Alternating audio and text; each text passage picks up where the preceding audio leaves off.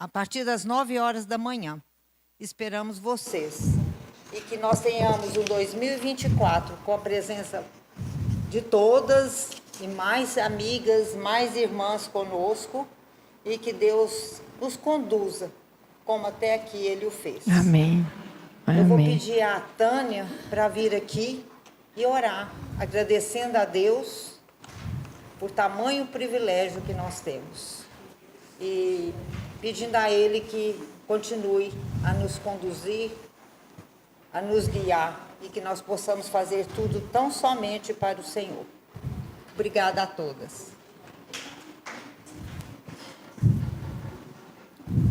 Senhor, nosso Deus, nós te agradecemos, Senhor, por esse momento aqui, Senhor, separado pelo Senhor, para estarmos aqui unidas, tendo comunhão umas com as outras e também aprendendo mais um pouquinho da Tua palavra.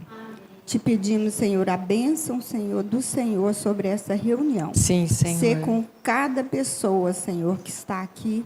Te agradecemos pela vida de cada uma, Senhor. Sim, Senhor. Agradecemos porque estas que o Senhor já trouxe aqui agora, te pedimos que aquelas que estão a caminho, que o Senhor abençoe para que elas possam chegar aqui, Senhor, em segurança, e que elas possam realmente vir para cá, para essa reunião. Senhor, te agradecemos que o Senhor seja com a pessoa que vai dirigir essa reunião, que vai falar aqui da Tua palavra, Senhor, e abençoe, Senhor, cada um de nós, que aquilo que aprendermos aqui possamos praticar em nossas vidas, Senhor. Não ficar só no conhecimento. Te agradecemos, Senhor, por tudo que o Senhor tem feito por nós, Senhor. Em nome de Jesus que oramos. Amém, Senhor. Amém. A palavra está com a nossa professora, nossa mestra, Regina Beatriz. Bom dia. Bom dia a todas.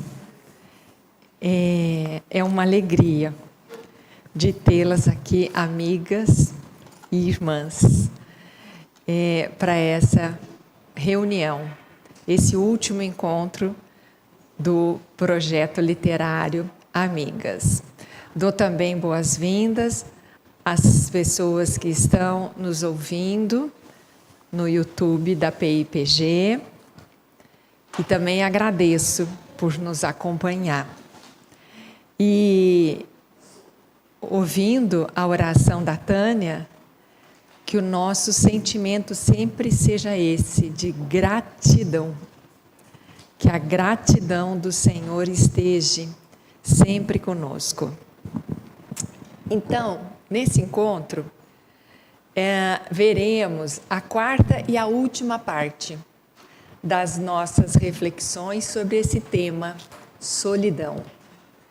E as nossas reflexões tiveram como base o livro Esperança na Solidão, Encontrando Deus no Deserto, de Elisabeth Elliot, missionária, escritora, mãe, esposa, uma das figuras femininas mais influentes do século XX no meio da fé reformada. E ela vem até nós, como eu já falei e vou repetir, que é importante repisar da onde que ela parte, qual é a posição que ela está para falar deste tema.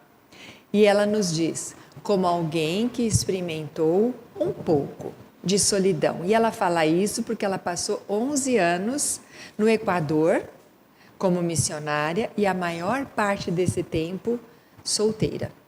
E ela vem até nós, a segunda posição que ela fala, que ela, vamos dizer, o argumento que ela diz desta posição, para falar desse tema de solidão, é como alguém que realmente acredita que Jesus Cristo tem a resposta para a nossa solidão. E o tema desse livro, ele fez parte também de uma série de conferências e também de programas de rádio dela mesma, da Elisabeth Elliot. E em cada conferência, ela dividiu o tema em séries ou no programa de rádio, em partes, e para cada parte ela deu um título. E eu, aqui nesses nossos encontros, eu decidi utilizá-los. E então vejam, a primeira parte corresponde aos capítulos de 1 a 6. E nós fizemos em agosto. E foi denominado essa parte, essa porção, de estamos solitários, porque somos humanos. Já a segunda parte se dá do capítulo 7 ao capítulo 14. E foi em setembro que nós refletimos. E aqui, em setembro, foi mencionada, quando nós estudamos esses capítulos, que a solidão pode ser vista como uma dádiva, explicando como algo recebido, aceito com gratidão. E essa segunda parte, a Elizabeth Elliot intitulou de Na Aceitação repousa a paz. Esse título ela retirou do nome de um poema de Amy Carmichael, uma missionária inglesa na Índia que teve grande influência na sua vida. E ela, então, nessa segunda parte que nós vemos lá em setembro, ela avançou e disse: a solidão é uma dádiva dada pelo Senhor. E então, aceitá-la, recebê-la. E aí ela diz, usando o poema da Amy Carmichael, na aceitação repousa a paz. E no penúltimo encontro que nós tivemos, que corresponde à terceira parte, que vai do capítulo 15 ao capítulo 20, ela diz, de uma forma resumida, esta dádiva recebida e aceita com gratidão pode ser oferecida de volta a Deus. E aí ela intitulou essa série, essa parte de Algo para oferecer a Deus. E hoje, nessa última parte, que corresponde à quarta, que nós vamos do capítulo 21 ao capítulo 26. E o título qual é, então? Se nós tivemos somos solitários porque somos humanos, na aceitação repousa a paz, algo para oferecer a Deus. E agora, qual é o título que ela deu do que vai ser apresentado aqui hoje? Que ela vem, como eu disse, ela deu isso por ocasião das conferências e dos programas de rádio. Solidão e amor. E é isso, então, que nós vamos ver.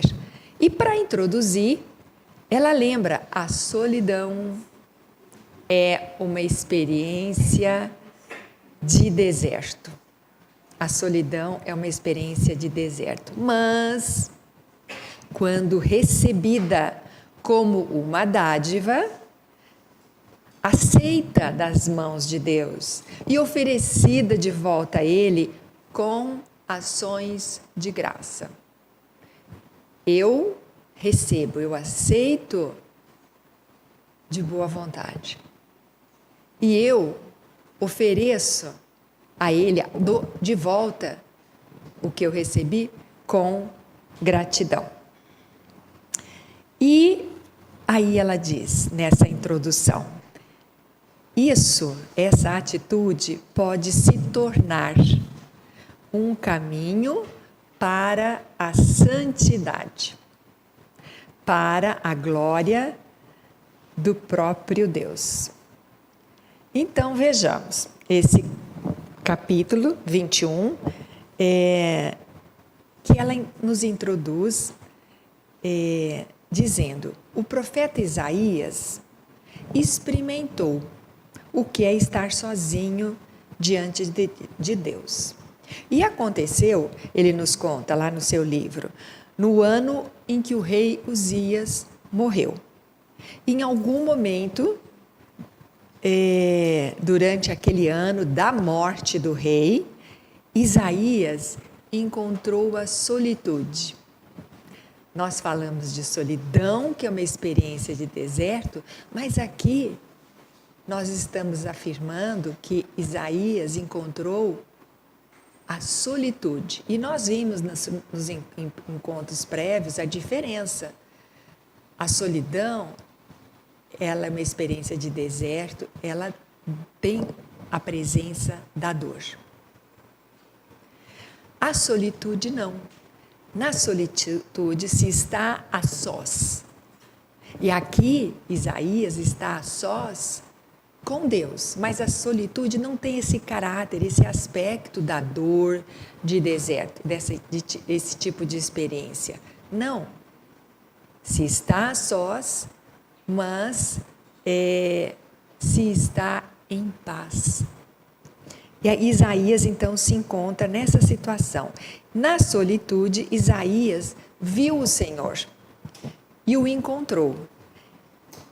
Mas ao mesmo tempo, ele teve a visão de si mesmo.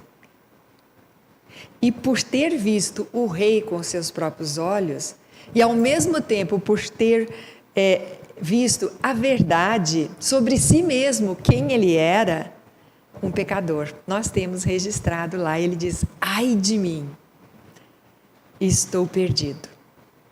Então, a visão de si mesmo, sem todos os acréscimos habituais, o que ela quer dizer com isso? Eu tenho uma atitude bondosa para com os meus vizinhos, eu tenho frequentado regularmente a igreja. Não, ele não viu coisas externas que ele estava fazendo, ele viu o seu interior, quem ele era, pecador. Viu o seu coração. E ela diz, então a visão de si mesmo, sem todos os acréscimos habituais, é chocante quando se vê quem se é, o que tem no nosso coração. Então não havia nada a fazer a não ser atirar-se na misericórdia de Deus. E a misericórdia o encontrou, e não com simpatia, mas com fogo purificador. Então daí que ela diz que essa solidão, ela pode levar ao Senhor. É um caminho para o Senhor, para Deus. E isso leva à santidade. Antes de continuar, queria disponibilizar a palavra. Estava olhando aqui, mas acho que o microfone já deve estar aí. Isso, obrigada, Kise. E então, quem quiser se pronunciar, fica à vontade, porque isso aqui, até eu falei, não é uma aula, não é uma aula, é o momento que nós estamos compartilhando, refletindo o tempo, a oportunidade que nós tivemos de fazer a nossa leitura individual, a sós. E agora, reunidas, então, nós vamos poder compartilhar, porque eu tenho certeza que cada uma, à medida que ia lendo,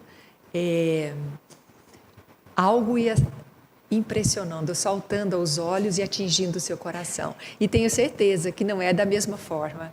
Então, a palavra de vocês, a comunicação de vocês, seja ela qual for, no que tange a essa leitura, ela é muito bem-vinda, porque vai nos enriquecer. Uma coisa mais, eu não tinha visto esse aspecto aqui no livro, o que ela falou. Então, fiquem à vontade. Então, fechando esse primeiro capítulo, ela diz, transformar a solidão em solitude. E a solitude em oração. E em fazendo isso, vem a liberdade. E é isso que trata esse capítulo 21. E, finalizando esse capítulo, ela compartilha o diálogo que ela tem com uma jovem moça, e ela dá uma qualificação, uma brilhante jovem moça, uma moça alegre, porque ela deixou bem claro a Elizabeth Elliot, à medida que ela começou a falar desse tema de solidão, que ela não tinha vivências em determinadas áreas, então ela pediu a permissão de registrar, de colocar aqui no livro, para compartilhar, aspectos da vida onde a solidão chega, vem. Então, por ocasião de um divórcio, da perda de um marido, da perda de um filho. Então, ela assim, eu não tive essa experiência de perder filho, ela fala, mas a ausência de um pai, ela não teve isso na vida dela, mas ela registra o que é a ausência de um pai e as responsabilidades de um pai. Então, nós encontramos tudo isso aqui registrado no livro. E aí, nessa parte, onde ela recomenda transformar a sua solidão em solitude, e essa solitude, o estar a sós, procurar estar a sós com Deus. E aí ela diz, em oração. Nisso advém a liberdade. E aí, então, ela compartilha dessa moça e ela pergunta para essa moça se ela se sente solitária. Ela falou, solitária? E ela falou, não, eu fiz essa pergunta porque a maioria das moças solitárias se sentem entristecidas por não ter um namorado, um noivo, um casamento em perspectiva. Ela falou, não me sinto. E os momentos que eu mais gosto, ela diz, eu vinha vindo para esse nosso encontro com o rádio desligado do carro e vendo a manhã tão brilhante, o céu, o vento, a temperatura, desliguei o ar e grata, e eu estava só, mas eu não estava triste. Então, ela coloca o que é que essa moça tem. Ela tem uma sincera aceitação da agenda de Deus, que o coração ele está desprendido de si mesmo, que o seu vazio é preenchido com o amor de Deus. E nós temos na palavra, o amor de Deus é derramado no nosso coração. O amor de Deus é derramado no nosso coração. Então, nós temos que ter essa permanente consciência da presença de Deus, mediante o seu amor, mediante o seu Santo Espírito, onde o seu amor foi derramado no nosso coração. E aquele momento, então, ela diz, os momentos que ela está só, transformar em oração. E aí, então, eu resolvi hoje diminuir a condução aqui, coordenação, 2 páginas, já estou quase terminando a primeira. Por quê? Porque à medida que eu for, não digo fechando, mas apresentando o que me atingiu, o que eu acho, o que, para pontuar alguma coisa, para iniciar a nossa reflexão, eu iria colocar e depois deixar em aberto. Se alguém quisesse colocar alguma coisa que assim, não, Regina, isso aqui é tão importante, não falou, certo? Então, a palavra está aberta antes de nós passarmos para o próximo capítulo. Pois não, só um pouquinho. A Kizzy vai trazer o microfone, que aí fica mais fácil para todo mundo ouvir. Porque eu perdi 3. Eu perdi pai, irmão e mãe. Então, as pessoas me falam assim, você precisa casar. Eu falei, não, porque Deus é suficiente para mim. Amém, Sara. Porque isso daí são pessoas do mundo que dizem isso, que acham que nós precisamos casar. Eu falei, não, Deus é suficiente para mim. Porque Ele transforma deserto em manancial. Amém. Ele transforma o deserto em manancial. E manancial faz o quê? Gera água. Vida. Vida. Entendeu? Entendi, Vida. Sara. Que beleza. Eu leio a Bíblia, busco Deus, oro. Então é isso que eu faço. E Deus me enche. Preenche isso aí. Então, o que o livro estava dizendo, a gente está tendo essa oportunidade da vida da Sara, que é real, que é possível, não é uma coisa que está no livro. Obrigada, Sara, muito obrigada por ter participado. A Selma pediu a palavra, eu vou fazer na ordem, e depois a Vânia, eu olhei, Tânia, Vânia.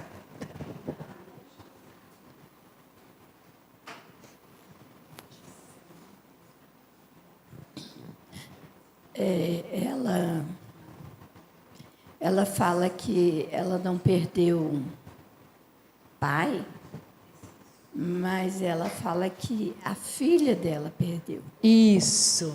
A filha dela tem essa experiência de perda.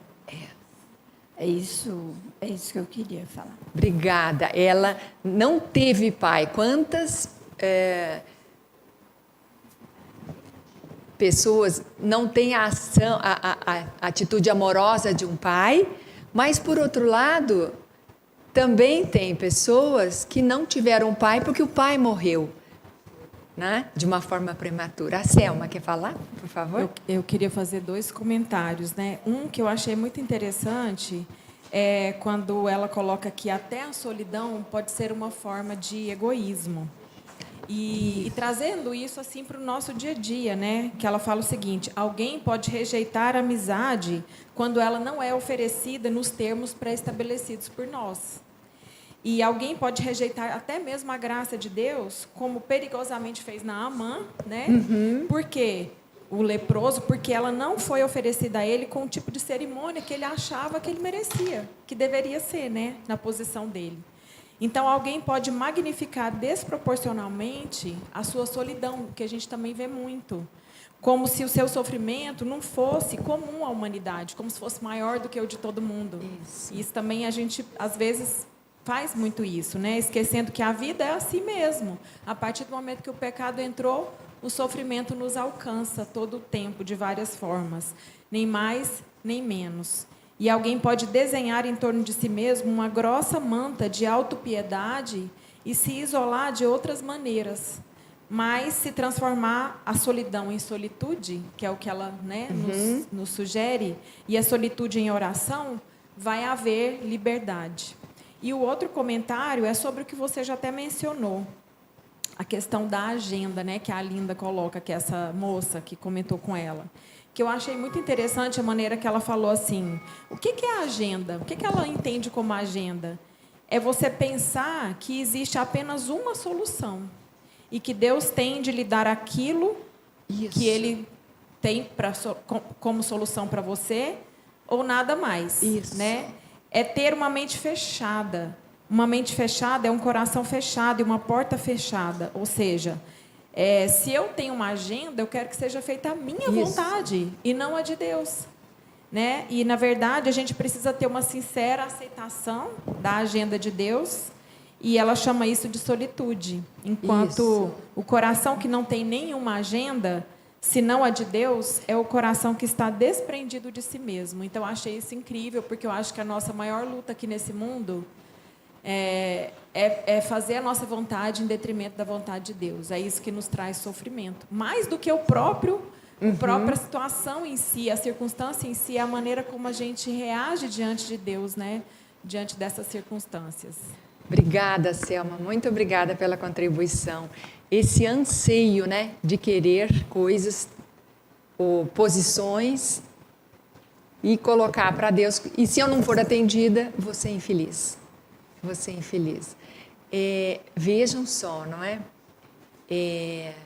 O oposto, o que a Selma trouxe e o que a Sara trouxe. O mundo impinge, coloca para nós. Não, tu é solitária, tu tem solidão, tu precisa. Mas, por outro lado, a contribuição da Selma mostra que aqui é o mundo que está fazendo sofrer, que está dizendo coisas. Mas lá, no comentário da Selma, é o que vem dentro de mim, esse anseio, que também nos traz solidão. Porque se não for do meu jeito, eu não quero. Não é? Verdade. Obrigada. Muito obrigada. Podemos avançar, então? Daí, depois dessas colocações, de transformar a sua solidão em solitude, e na solitude o estar a sós com Deus, transformar em oração. E isso que vai nos trazer liberdade. Daí, ela nos conduz para uma outra questão. A questão da espera. Mas não é uma espera comum. Espera do quê? A espera em Deus. Aí, então, é isso que ela vai colocar nesse próximo capítulo. E ela nos esclarece que a espera, primeiro, é uma disciplina, a espera em Deus, é uma disciplina da vida espiritual. E nenhuma outra disciplina revela mais sobre a qualidade da nossa fé do que essa. Segundo, o que ela diz mais da espera em Deus, o que é? É um exercício diário de fé. Terceiro aspecto que ela fala agora, então, da espera em Deus, é um ato de obediência. E por último, a verdadeira espera não é algo passivo. A verdadeira espera não é, vejam, na primeira parte eu disse, a espera é um exercício espiritual, é uma disciplina, um exercício diário da fé, é um ato de obediência. Agora eu estou dizendo, a verdadeira espera não é não fazer nada. A verdadeira espera não é isso. E ela justifica, vamos lá então, no capítulo 22, ela justifica essa afirmação que ela está dizendo, a verdadeira espera não é não fazer nada. E aonde é que ela apoia isso? Eu gosto muito dessa escritora, porque ela não diz a partir do vento, a partir de observação pessoal, não. Ela afirma, o que ela afirma, o entendimento dela é baseado na palavra. Então aí ela diz que a verdadeira espera não é fazer nada. E ela justifica isso no Salmo 37, onde os verbos que indicam, verbos a gente aprende lá, na minha época era primário, hoje é ensino fundamental. Obrigada, Hilda. Fiquei tentando resgatar ensino fundamental, primeira parte, né? 1, isso. De lá a gente aprendeu que os verbos indicam ação. Então, agora vejam aqui no Salmo 37, os verbos que iniciam cada verso demonstram as ações que estão envolvidas nessa espera. Então, vamos lá. Primeiro verso. Confia no Senhor e faz o bem. Segundo, habita na terra. Aí ela coloca entre parênteses, construa o seu lar. Como é que eu habito na terra? Acomode-se, esteja em paz no lugar onde Deus a colocar. Terceiro verso, agrada-te do Senhor. Como que eu me agrado do Senhor? Ela explica, faça do Senhor sua única alegria e Ele satisfará os desejos do seu coração. Entrega outra ação. Enquanto eu espero, ela está recomendando, baseado, tendo como fundamento o Salmo 37, entrega o teu caminho ao Senhor. Entrega a tua agenda. Aliás, a tua agenda não, deixa Ele fazer a agenda. Confia nele e o mais Ele fará. E por último, descansa no Senhor. Espera, olha a palavra-chave, espera nele. Não te irrites por causa de outrem. Então, olha lá, confia, habita, agrada-te, entrega, confia, descansa e espera. Então vejam como a Elizabeth Elliot nos conduz nessa reflexão, e reflexão não para só esse momento, que eu procure ver no meu dia a dia, no meu modo de ver, se essas ações estão presentes. Uma autoavaliação, né? Discernir, uma oportunidade de discernir. E aí vejam como é importante esse hábito da leitura, que esse projeto do Amigas, é um projeto do Amigas, da SAF, que tem esse objetivo, estimular o hábito da leitura. Porque na leitura individual, em casa, eu tenho a oportunidade de olhar aqui, ver e pensar na minha vida. Então, é de autoavaliação, de discernimento. E, por outro lado, também, tem vezes que eu tenho sentimentos que eu não consigo defini-los, o que é que eu estou sentindo, como é que é essa situação que eu estou vivendo nesse contexto familiar. Eu estou vivendo uma situação no ambiente de trabalho, tem um contexto, o que é que está me incomodando, que eu não sei falar. Vou receber um puxão de orelha do Diego. Que eu não sei identificar onde é que eu estou, no que eu estou pisando, o que é que tem aqui. Então, a leitura de livros cristãos balizados, importantes, da fé reformada, nos dão isso. Aí a importância, então, digo, mas para que esse projeto? Serve para quê? Onde é que vai me levar isso? Eu não vou lá, não vou ler, tem outras coisas para fazer. Então, pensem, avaliem nessa oportunidade, né? Então, aí lá na 180 tem uma pergunta importante. Tá certo, a espera é isso, esperar em Deus é isso. Mas como podemos falar de esperar em Deus no meio de tudo isso?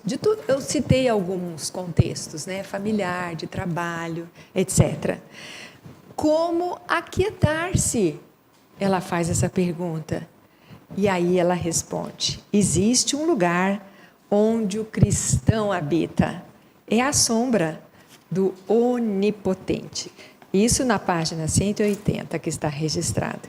É ali, na sombra do Onipotente, o nosso refúgio, é ali onde ocorrem transações. Transações as quais ninguém conhece, exceto Deus. E aí ela transcreve um trecho de uma das muitas cartas de mulheres que ela recebeu. E aí ela coloca, essa moça está lutando, rompeu o namoro, aí tem a circunstância.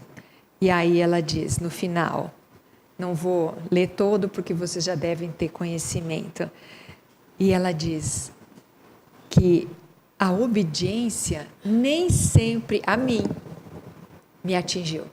Vocês fiquem à vontade para colocar, nós temos ainda coisas para olhar nesse capítulo, mas fiquem à vontade para colocar. A obediência nem sempre é divertida. E a Elizabeth Elliot tem um livro sobre obediência. Tem um livro sobre... É uma palavra que ela gosta muito, e ela diz que o contentamento do cristão, a felicidade, o contentamento cristão, ela fala contentamento cristão, a felicidade está na obediência a Deus. Muitas vezes a gente, não, a felicidade está em fazer o que eu quero, o que eu gosto, o que eu posso. Não. A felicidade, o contentamento cristão está em agradar a Deus, em obedecê-lo. E aí, ela usa muito a questão do casamento. Aqui, muitos exemplos, né? A Sara trouxe um, né? Então, porque a solidão permeia, como nós vimos em estudos passados, mesmo num casamento, a solidão, ela pode estar presente de uma forma muito grande, muito profunda e intensa, causando sofrimento. Nós vimos em capítulos anteriores. Mas também, então assim, não, o dia que casar, eu não vou ter mais isso. Não, isso não assegura. Então, eu gostaria de ler, ou vamos fazer o seguinte, deixar a palavra em aberto, se alguém gostaria de ler, na página 181, as palavras de Teresa d'Ávila. De Teresa d'Ávila. Ela colocou da Santa Teresa de Jesus, mas ela era espanhola, 1500 e pouco ela viveu, e tem orações muito lindas, um período que a igreja, a gente fala do período místico, a igreja muito corrompida, e algumas pessoas, então, mesmo da nobreza, se excluíram da sociedade. Foi aí que começaram a surgir os monastérios. E ela foi uma figura desse tempo. E aí ela usa as palavras de Teresa d'Ávila, que ela diz que a Teresa d'Ávila destila a própria essência da espera submissa. Lembre-se, o que nós estamos falando nesse capítulo é sobre espera em Deus. E aí ela diz, essa mulher, o que ela escreveu corresponde à essência da espera. E como que deve ser a espera? Submissa. Submissa. Alguém, se puder contribuir conosco e fazer essa leitura desse poema? Pois não. Só um pouquinho, Araci. Deixa a Kizzy trazer, depois a Zeni. Zeni, né? A Zeni fala. Não deixe nada te perturbar. Não deixe nada te assustar. Todas as coisas passam. Deus nunca muda. A paciência alcança todas as coisas. Nada está faltando para aquele que tem Deus. Deus somente é suficiente. Obrigada, Araci. É o que a Sara tinha dito. Deus é suficiente. Muito obrigada. Agora aqui na frente, Kizzy. Não? Ah, tá bom. Então, esperar em Deus é um ato de fé. E isso é a maior coisa que é exigida de nós, seres humanos. Então, não é fé no resultado que ditamos a Deus. A Selma já tinha trazido isso. Eu quero muito uma coisa, eu acredito muito numa coisa, e eu tenho fé que Deus vai me dar. Não, não é essa fé que ela está falando. Não é a fé no resultado que ditamos a Deus. Eu não posso ditar a Deus. Vejam que incongruência, né? Que loucura querer ditar para Deus o resultado de uma ação ou de um acontecimento na minha vida, mas sim a fé em seu caráter. E aí eu gostaria de acrescentar que eu li há muito tempo. Fé. Tem fé que vai acontecer. Tem a fé. Não. A minha fé, ela tem um objeto. A minha fé é numa pessoa. A minha fé é em Jesus Cristo. Não tenho fé no que vai acontecer, no que eu quero. Não, é diferente. A minha fé é numa pessoa, Jesus Cristo. Eu li isso, não esqueci. E repito sempre que eu posso. Então, é fé nele mesmo. É descansar na perfeita confiança de quê? Isso que significa espera.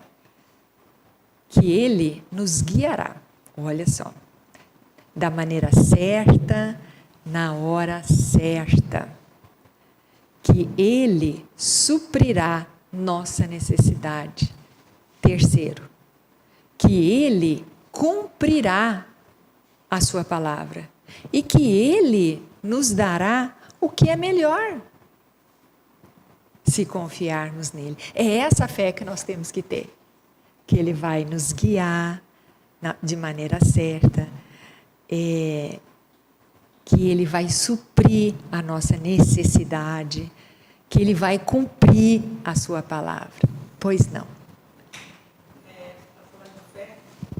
Só um pouquinho. 15, depois...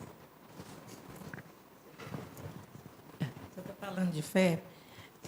Eu fiquei 2 anos em cima de uma cama com... eu tive labirintite e também eu tive a Covid. Eu tenho labirintite até hoje. E aí meu filho dizia assim, mãe, a senhora não tem fé, a senhora tem que orar. Eu falo, estou orando, meu filho. Não, mas se a senhora tivesse fé, a senhora tinha curado. Eu falei, não, mas o meu tempo, eu não queria nem adoecer. Eu queria estar boa, igual eu estava. Mas Deus, a hora de Deus, Ele vai dar a cura para mim e vai dar uma cura boa. Falei, olha a Bíblia, quantos exemplos tem de pessoas que pediram para Deus e lá na velhice é que eles foram alcançar. Então, a hora que chegar a minha hora, Deus vai dar. Tanto é que você vê o que eu não estava frequentando aqui. Hoje eu vim. Eu estou bem melhor, graças a Deus. Na hora certa, na hora dele. Não na minha. Na minha eu não queria estar doente. E nesse tempo, a atitude do teu coração era de confiança, de gratidão, de segurança nele. E passou esse período, e essa atitude leva à liberdade. Porque senão vejam a insatisfação que ia ter, a tristeza que ia ter, a revolta que ia ter, porque não estava acontecendo isso, né? Então, era no tempo dele. Obrigada. Muito obrigada.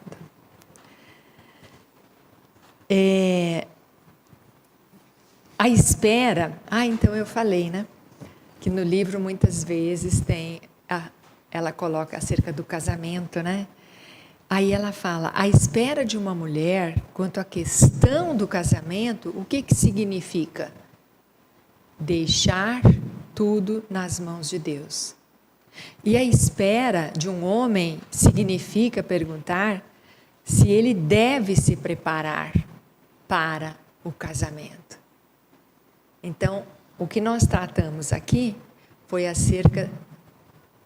questão tratada aqui foi espera. Então, espera em Deus. Qual é a natureza dessa espera em Deus? O que ela implica? Quanto que nos esclarece, né, esse tipo de leitura? Porque muitas vezes, espero em Deus. Mas o que é esperar em Deus? Como é que eu faço isso? Inclusive, o nome do capítulo é esse. Não é? Como faço essa coisa de esperar? Como é que eu faço essa coisa de esperar? Então, esse capítulo nos esclarece. E aí, para encerrar esse capítulo 22, eu gostaria que alguém lesse o versículo lá de Isaías, o 64, o capítulo 64, porque quem não trouxe a Bíblia não tem problema, está aí no próprio livro. Na página 187, está Isaías 64, os versos 4 e 5. Quem pode ler?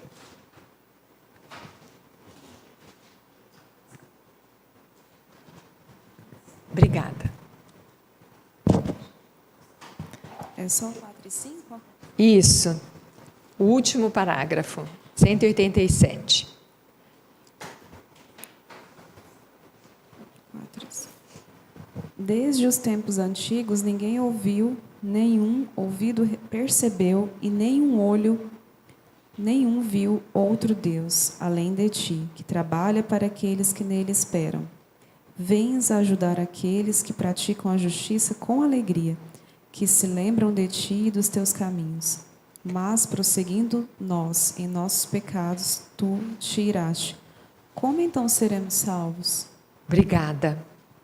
E aí, então, o que tem aí no miolo desses versos 4 e 5? Deus, o que salta aos olhos? Que trabalha. Deus que trabalha para quem? Para aquele que nele espera. É a palavra. Então, viver baseada, fundamentado na palavra, nas promessas. Tem aqui uma promessa, que Deus trabalha para quem? Para aquele que nele espera. Ele trabalha para aquele que nele espera. E isso que conduz, viver dessa forma, durante a espera, que conduz à liberdade, ao alívio, ao descanso. Muito bem, avançando. A maneira soberana, ela fala de Deus ordenar todas as coisas para a sua glória e para nosso bem. Deus é soberano para ordenar todas as coisas para a sua glória e para o nosso bem. Aí ela diz assim, lá no início ela falou que muitas vezes nem todos os acréscimos da minha vida externa vão aliviar o que tem aqui dentro, a realidade do meu coração. Agora ela usa a palavra contrária, o antônimo da palavra. Aí ela diz assim, os nossos próprios decréscimos, então agora não são os nossos acréscimos, os nossos próprios decréscimos não são apenas os pré-requisitos para a nossa alegria, mas também podem ser o meio de enriquecer a vida de outras pessoas. E aí ela traz a história de uma moça. Então vamos lá no capítulo 23.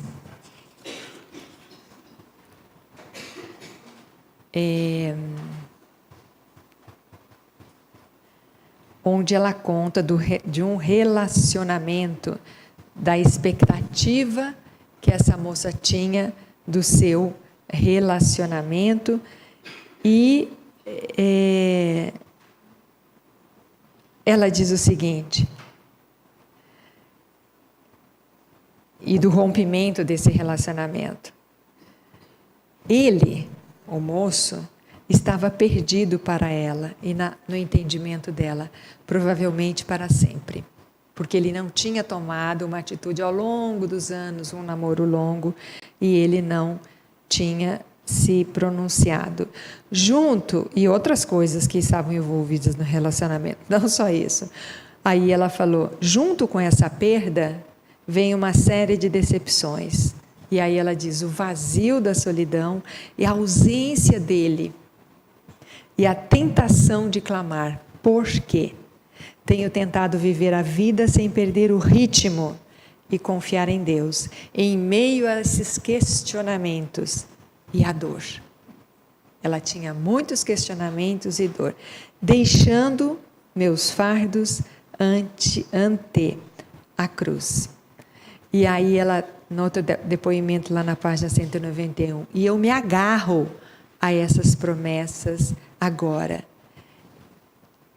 O sofrimento que permeia essa situação, e aqui em especial, e outras decorrentes da solidão, torna-se um caminho para a santidade. E é o título desses capítulos que nós estamos vendo. Então, a própria solidão, que advém de uma situação de sofrimento, ela pode ser um caminho para a santidade. Então,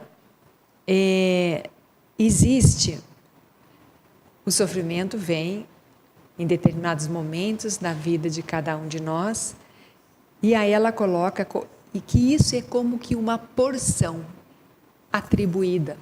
Por quem? Pelo Senhor. E aí eu queria ler o Salmo 16 com relação a essa porção atribuída. Salmo 16.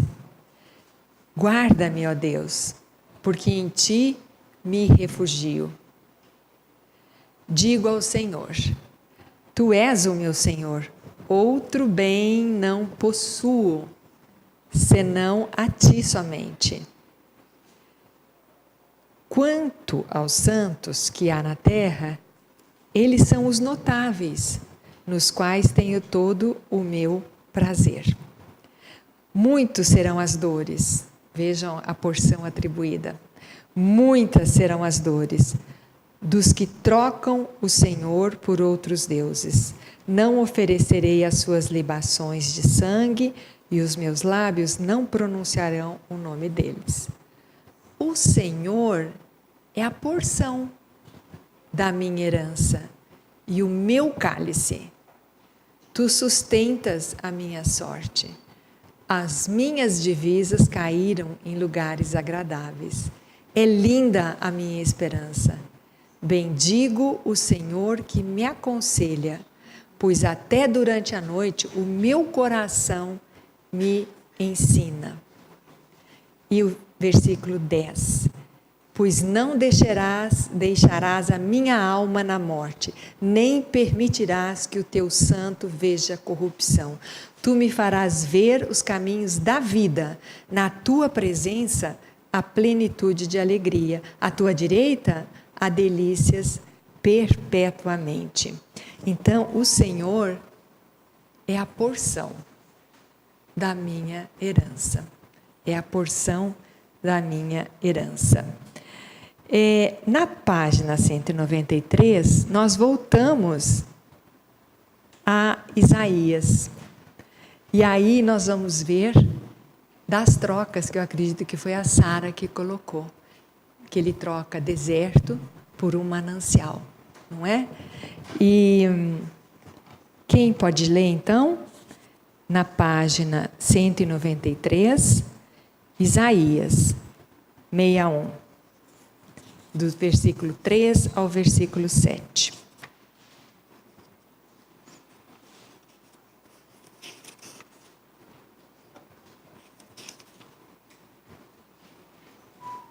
Ele promete uma coroa em vez de cinzas. Pode continuar. Ele promete uma coroa em vez de cinzas, óleo de alegria em vez de pranto, veste de louvor em vez de espírito angustiado. Em lugar de vossa vergonha tereis dupla honra. Em lugar de afronta, exultareis na vossa herança. Por isso, na vossa terra possuireis o dobro e tereis perpétua alegria. Obrigada, Nasci. Então, essas trocas, elas são abundantes nas Escrituras. Então, trocar o lamento por dança, pano de saco por alegria, desertos por pastos, trevas por luz, nossa confusão pela direção divina. O luto é trocado por consolo, a fome e a sede por saciedade, e assim por diante. Ela coloca muitos exemplos dessas trocas, desses opostos, essas antíteses. E o ápice de tudo, vida que nasce da morte. Então, alguém gostaria de trazer uma contribuição, que leu e que gostou muito? A Hilda.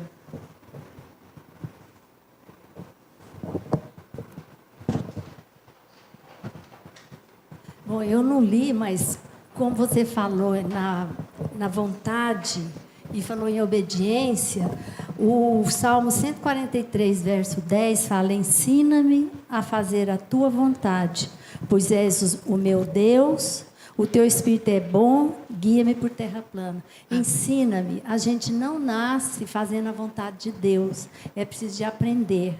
E quando você falou em obediência, é a gente fazer morrer essa natureza que nós temos de querer que as coisas sejam como nós desejamos e nos tornamos egoístas, como a Selma disse, né? Então, ensina-me. Eu acho lindo esse versículo, a fazer a tua vontade. Por quê? Porque tu és o meu Deus. Amém. E o nosso papel, a nossa função é refletir Cristo em nós. Se nós somos uma pessoa rebelde, dura, como nós vamos falar do amor de Deus que perdoou os pecados, os pecadores, né? Então, eu acho que esse propósito.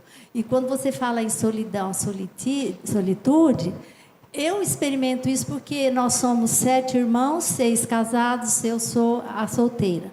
Mas eu sempre que dou apoio, eles sempre me veem com alegria, com ânimo, não por hipocrisia, porque eu tenho meus momentos de tristeza também, mas os meus momentos de tristeza, eu procuro mostrar para Deus, e vou ler a Bíblia, vou orar para Ele me fortalecer, para que a minha família, que não é crente, veja que mesmo eu sendo só, eu não sou uma pessoa triste, amargurada, egoísta.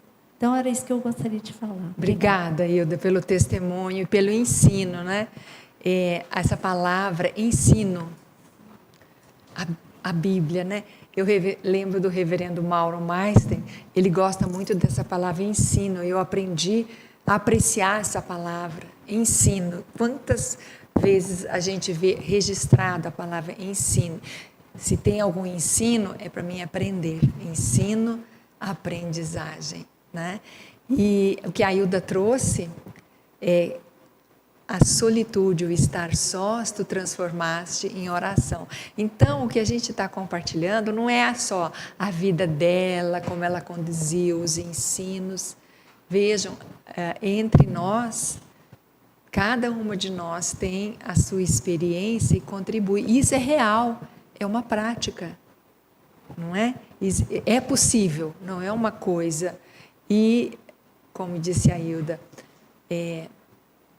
obtém a alegria, as pessoas te veem alegres, não é uma coisa hipócrita, né? Muito bem.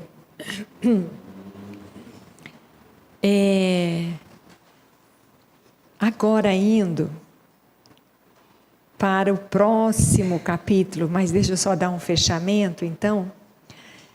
As lágrimas, a solidão, as dores dessa vida são parte do processo. Que processo? Que Ele está trabalhando.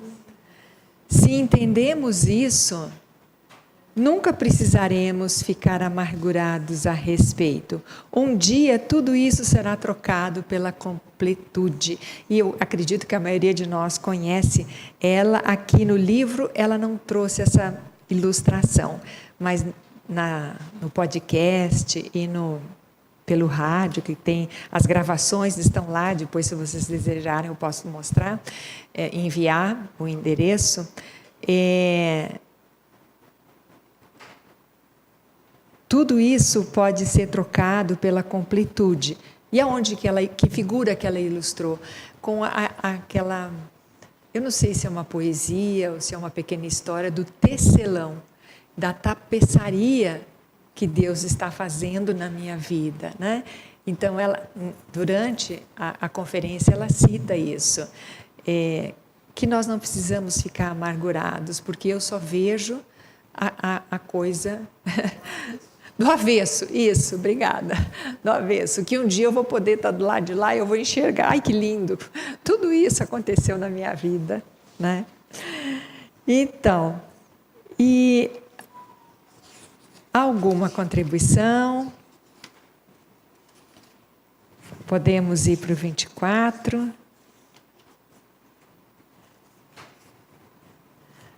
Aqui ela nos diz, o tratamento que a Elizabeth Elliot diz, que eu ofereço para a solidão, ela colocou alguma coisa, primeiro, ela definiu solidão nas primeiras partes, né? Como fazer, como vê-la, a solidão, como uma dádiva. E aí ela foi seguindo. E agora ela fala assim, não é um truque, ou um programa, ou métodos, ou passos para se livrar da solidão de uma vez. Não. Ela está dizendo que ela não está fazendo isso. Ela está dizendo o seguinte: trata-se de ver a solidão como uma dádiva. É isso que ela está nos oferecendo. Ela não está dizendo um truque. Vai passar a solidão de uma vez, se fizer isso, esses passos. Não. Ela está dizendo que trata-se de ver a solidão como uma dádiva, recebê-la, aceitá-la como de boa vontade, como vinda de Deus, e oferecer de volta ao Senhor,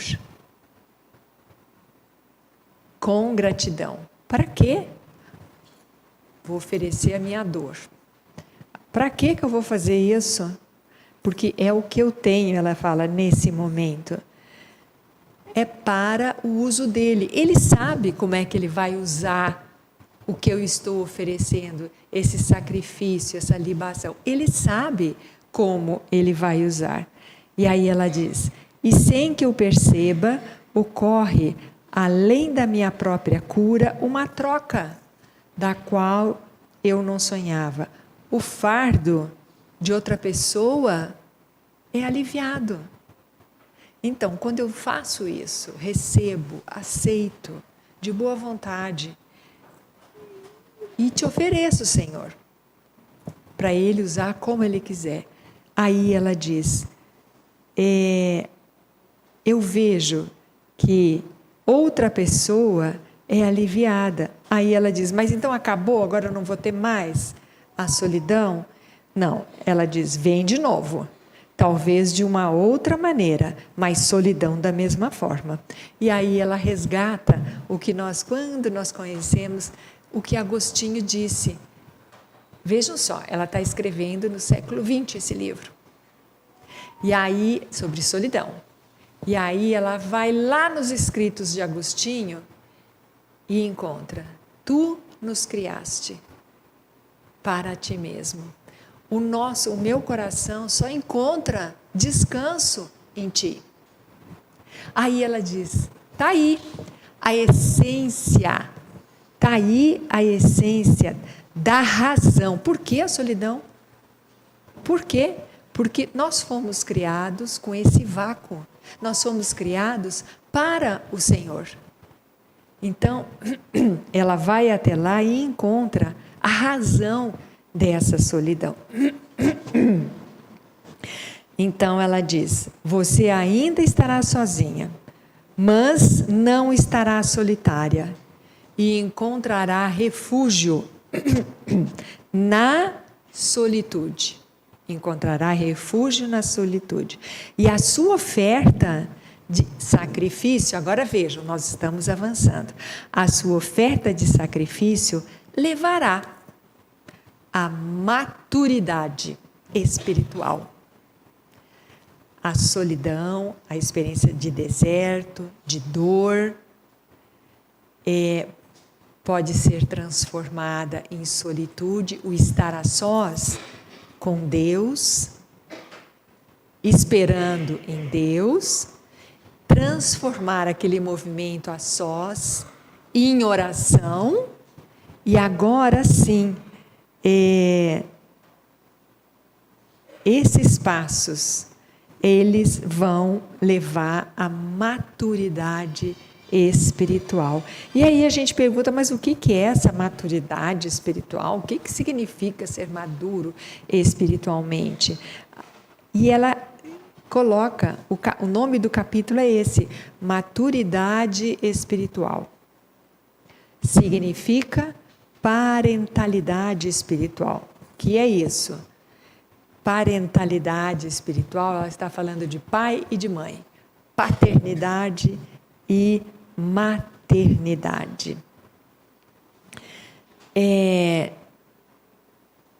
Então, aqui, ela diz o seguinte, Vamos até a página 201 para a gente compreender melhor o que significa isso. Página 201.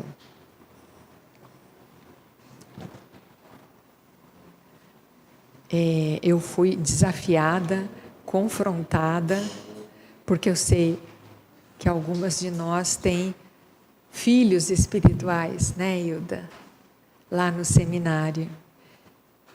E vejam só, uma autoavaliação, essa leitura. Eu estou sendo isso para essa pessoa que eu me comprometi a acompanhá-lo durante esse processo, e não necessariamente só no seminário. Como ela diz, quantas crianças tem que eu posso olhar e dar uma palavra, uma instrução, quantas pessoas, pessoas idosas que eu posso acompanhar também. E aí ele fala também de Paulo com os filhos, de ver os cristãos na Galácia crescendo espiritualmente. E aí ela cita até Moisés, que Moisés diz que sentia dores de parto, quando ele se queixou para Deus, que ele tinha que cuidar daquele povo como se fosse sua mãe. Então, realmente é um fardo a carregar. Mas quando eu transformo a minha solidão em solitude, a solitude em oração, isso me leva à maturidade. E agora, essa maturidade, por sua vez, me faz olhar para o que me cerca. Desculpa, Hilda, utilizando esse exemplo de novo, como dos irmãos, que tu olha por eles amorosamente. Muitas não precisa nem ser com atitudes, mas olha por eles orando, o apoio mediante a oração, não é? Isso que significa, então, maternidade espiritual, no caso de uma mulher, e paternidade, né?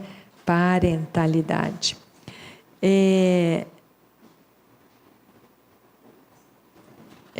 Nessa parte ela diz assim: se em vez de cedermos à costumeira pressão para fazermos algo por si mesmo, se a gente olhasse a necessidade de uma jovem, de uma adolescente, quantas necessidades, quantas lutas, né? Quantas crianças que passam rapidamente entre nós, que eu posso dar uma boa palavra. Diz, não, mas eu não tenho tempo, eu não posso. Mas aonde eu for fazer isso, né? E aí eu gosto muito, muito, novamente Isaías, que ela diz assim, Isaías 58, de 9 a 11. Se fartares a alma aflita, quantas pessoas aflitas tem ao nosso redor?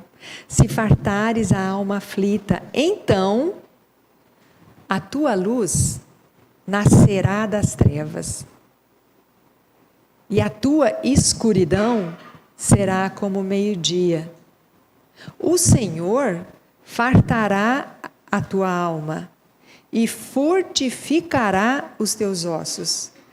Olhem, serás como um jardim regado e como um manancial, cujas águas jamais falam.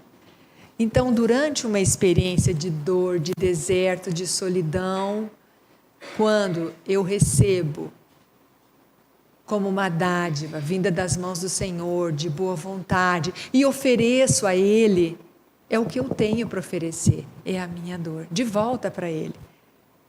Isso me conduz à liberdade. E mais, quando eu olho para o lado e vejo ou uma criança, ou um adolescente, ou uma senhora, ou um senhor, e uma boa palavra, essa palavra bondade tem me atingido o meu coração. E a leitura, sim, sobre bondade, exercer a bondade uns para com os outros. E aí ela fala que a gente vai ser transformado como um jardim regado. Ser um jardim regado. Quantas vezes a gente passa assim mesmo no centro, um pequeno jardim, uma grama, ou o caminhão, pipa que está molhando, como a gente se sente bem daquela molhada, daquela água, ser um jardim regado para com quem nos cerca. Muito bem. No capítulo 25, tem uma coisa que me chamou a atenção, mas agora eu queria disponibilizar de novo.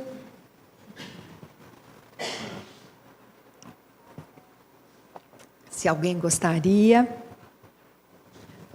Nós estamos no nosso tempo. Pois não, Hilda, pode falar. É isso.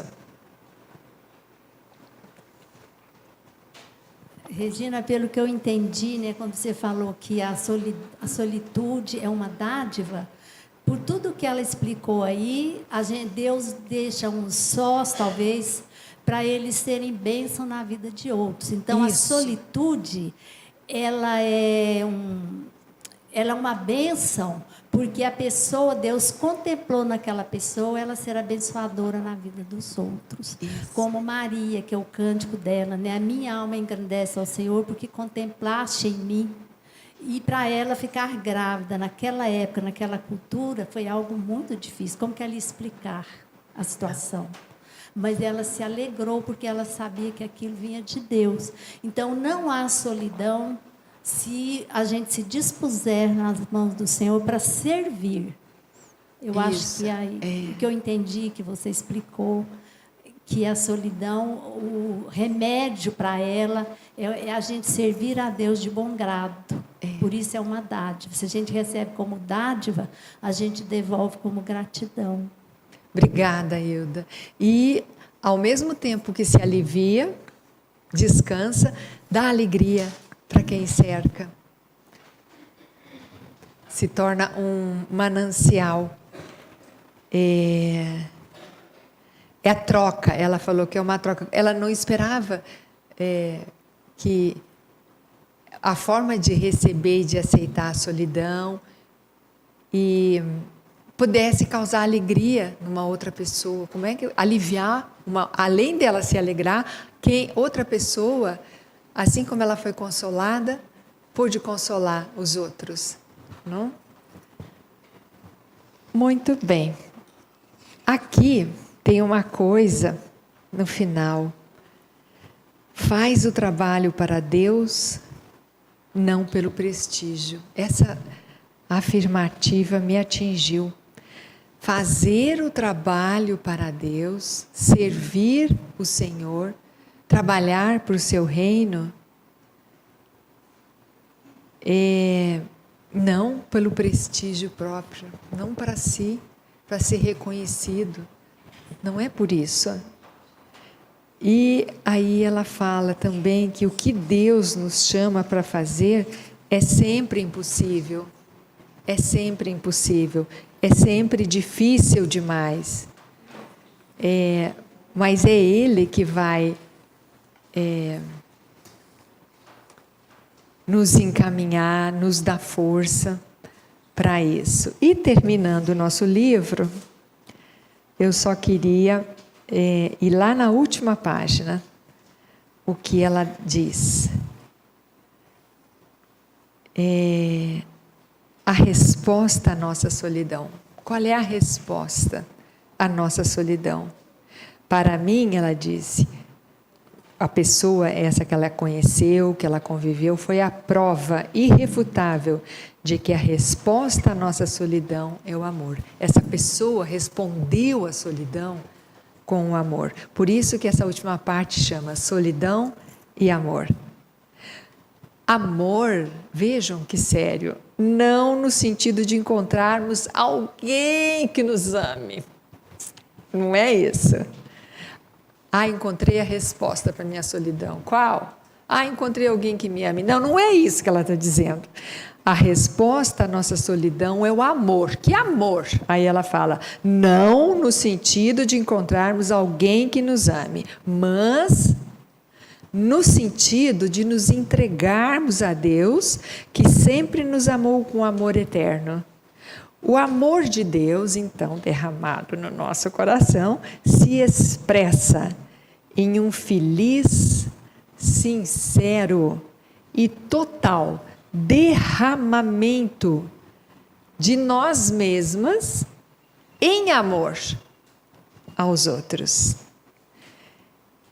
E aí ela encerra: esse caminho, a solidão, que pode conduzir, é um caminho para Deus.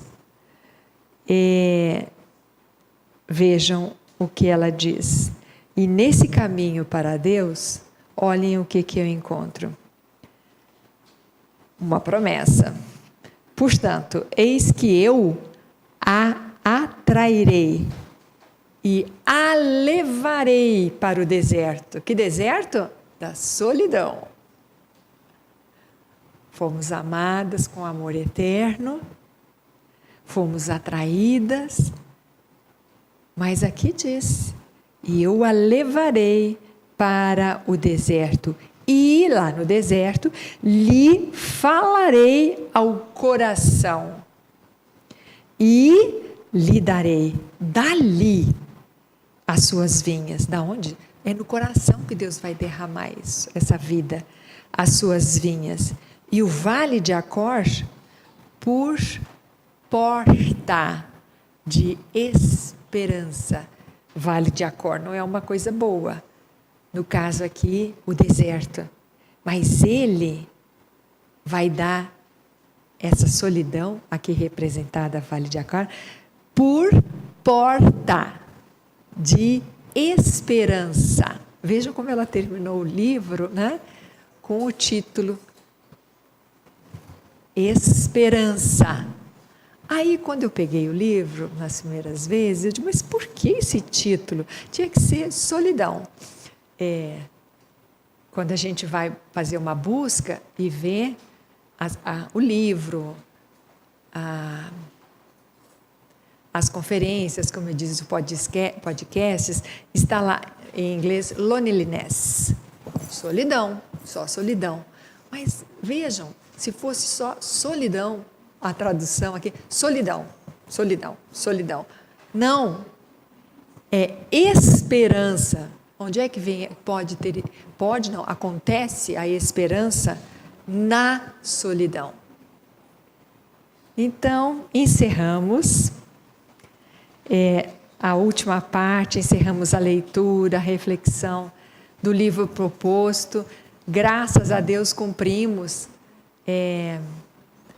o que tinha sido planejado, a leitura de 2 livros. E agora eu queria passar a palavra para a Kissy e para a Camila.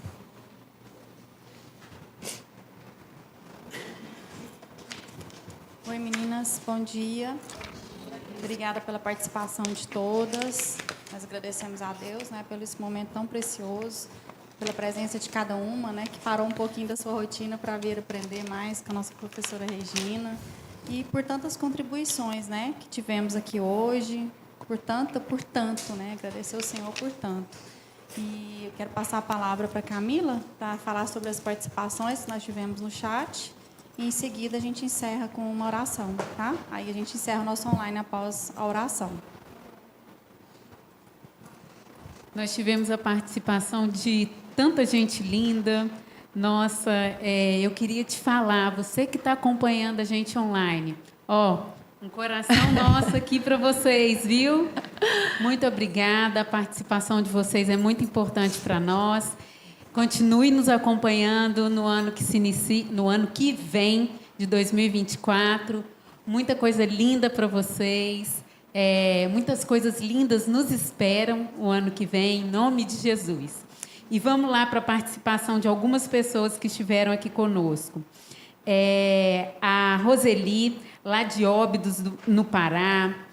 A Wilmer Jauregui, Valber dos Santos, Jorge Gonçalves, tanta gente linda, tanto irmão maravilhoso aqui conosco, a Patrícia Cruz. Então, muita gente. Lá de Caldas Novas tivemos também participações, nós te agradecemos mais uma vez, viu? Por ter estado conosco. E eu queria fazer uma pergunta para Regina aqui. Você pode dar um spoiler para o ano que vem, Regina, para nós? Já sabe algum livro? Já pode falar o nome de algum autor? Não é a primeira aqui? vez que ela faz isso. Ela está me comprometendo. Ela fez a sós comigo. Eu não respondi. verdade. E agora, isso se chama, não sei se pressão ou se assédio. Eu não sei como que se chama isso, Camila. E ela está muito curiosa, muito curiosa. Curiosa, é verdade. Ah, mas eu dei a chave. A chave foi dada. Eu dei, enquanto eu falava aqui, eu dei a chave. Aí, Tá? Eu dei a chave. Eu respondi essa pergunta durante o tempo que eu estive aqui falando. Então, procurem. Não vou responder. então tá mas bom. é um tema, particularmente, quando a falta de traquejo digital, etc. Obrigada. Procuro sempre falar, trazer, compartilhar. E não vejo como uma atividade assim acadêmica. Não, é o que ela disse no livro. Trazer o quanto eu fui consolada em determinadas áreas, é o que eu compartilho. Então, desde que eu tive, na década de 80, quando eu cheguei aqui do Rio Grande do Sul, na escola bíblica, vontade de Deus, eu ouvi vontade de Deus, que vontade de Deus, mas eu tenho uma vontade, que história é essa? E agora como é que isso aqui vai ficar? A outra, liberdade cristã, mas tá bom, que liberdade que eu tenho? O que é essa liberdade? E assim foi. Aí, outras vezes, eu ouvia do púlpito, a providência de Deus. Eu digo, providência? O que é isso, gente? A providência de Deus. Então, ao longo da minha caminhada com o Senhor, essas palavras foram muitas vezes descrevendo o que eu estava vivendo e discernindo, e me instruindo o ensino. E ultimamente é a palavra bondade. Eu não consegui. Falei, não era para falar. É a palavra bondade. Então, assim, a Gênesis, o que gera o tema, o livro, ou na escola bíblica, ou aqui, é isso. É o consolo com que eu recebi, a instrução que eu recebi, o ensino que eu recebi, o quanto eu fui acalentada, aquecida, direcionada. Eu digo, não, isso é importante. Teve uma época que eu digo, não, tudo que Jesus, eu tenho que ver tudo que Jesus disse. Aí a dona Lídia, Kinan, falou assim, mesmo, você quer saber? E me deu uma Bíblia. Ai, eu fiquei encantada. O que Jesus disse estava em vermelho. Eu digo, ai, que maravilha, existe isso! Então, assim, ao longo dessa caminhada, é isso, o que tinha aqui dentro, e eu encontrando as respostas, eu digo, não, agora eu tenho que compartilhar, né, esse ensino. Nós vamos conversar depois, para não ter isso mais. Então, Selma, eu te peço para vir aqui à frente, fazer uma oração para nós de encerramento.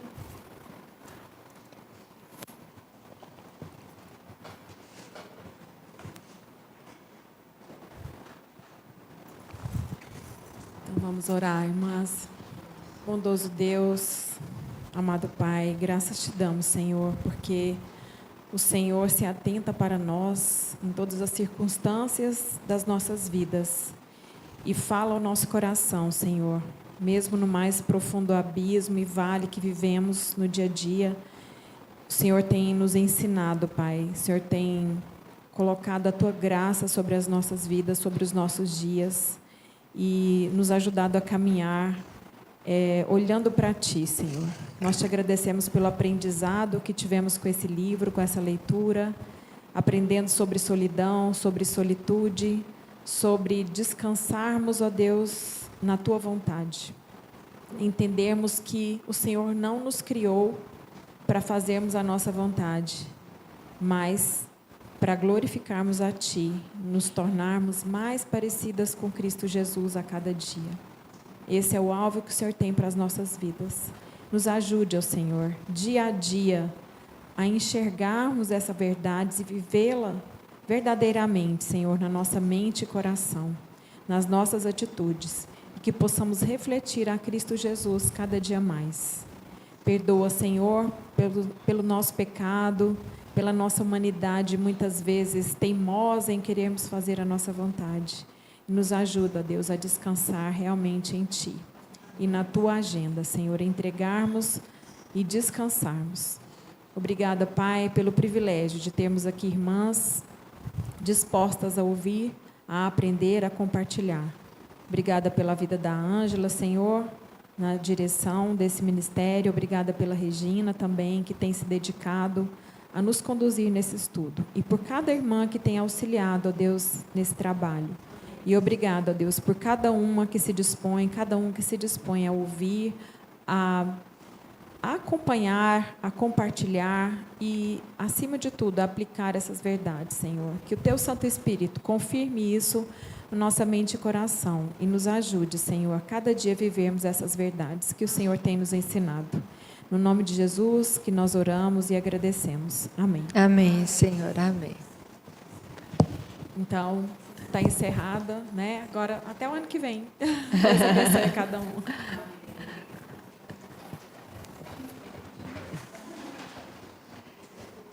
Só um pouquinho, Terezinha.